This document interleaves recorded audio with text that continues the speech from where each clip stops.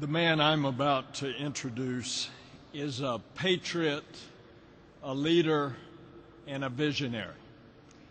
He's also someone who knows the importance of America being the leader in science and technology through space exploration. He's been there, done that. He's a Marine general, an aviator, a test pilot who flew more than 100 missions in Vietnam.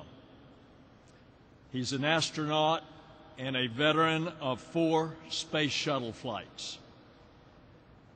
I've known him the better part of a quarter of a century. On our space flight, I trusted him with my life, and I would do so again. Ladies and gentlemen, the Administrator of NASA, Charlie Bolden.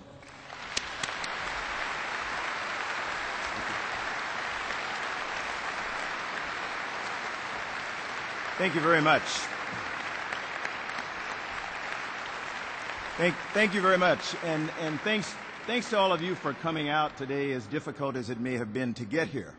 It's good to see a lot of you, and I want to welcome all of you to the Kennedy Space Center. This is a place that's quite close to my heart, and it's a place like no other place on the planet, to be quite honest. It's a place that has, of course, a storied history, being the launch site of so many of humanity's most ambitious and even audacious endeavors, but also a place that has, I can assure you, a storied future. I'm here today to introduce a man who, more than anyone I've met in my career as an officer of Marines and a NASA astronaut, is committed to the arrival of that vibrant future. As the space community knows very well, dreams don't become a reality through wishful thinking alone, much less through highfalutin talk. And even though a steady flow of federal funding may help, that doesn't make things happen. To come true, dreams need to be tested in the crucible of practicality, trial, and error. They need to be calibrated and thought through in painstaking detail so that all the pieces are certain to work together.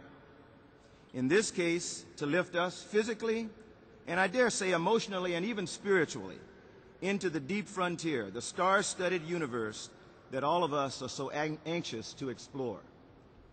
The thing that has me so excited about the path forward today is that the man I'm about to introduce understands how critical it is to get that process right.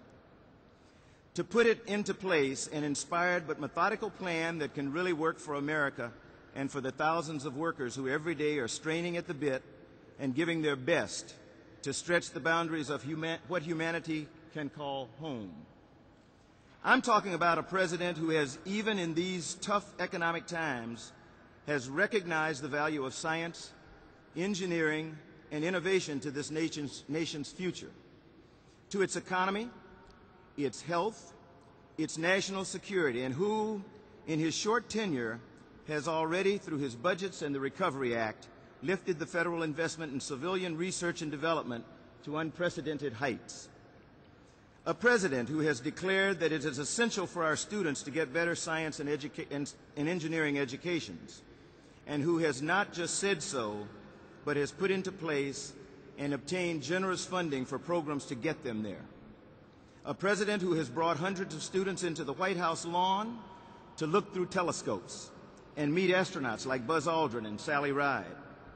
And you better believe, from the looks on those kids' faces, they recognize the power of space to inspire. Ladies and gentlemen, it's my greatest honor to introduce to you a man for whom I have the greatest personal respect and admiration. A man who absolutely has the right stuff to lead us into a new era of exploration and discovery. Please join me in welcoming the President of the United States, President Barack Obama.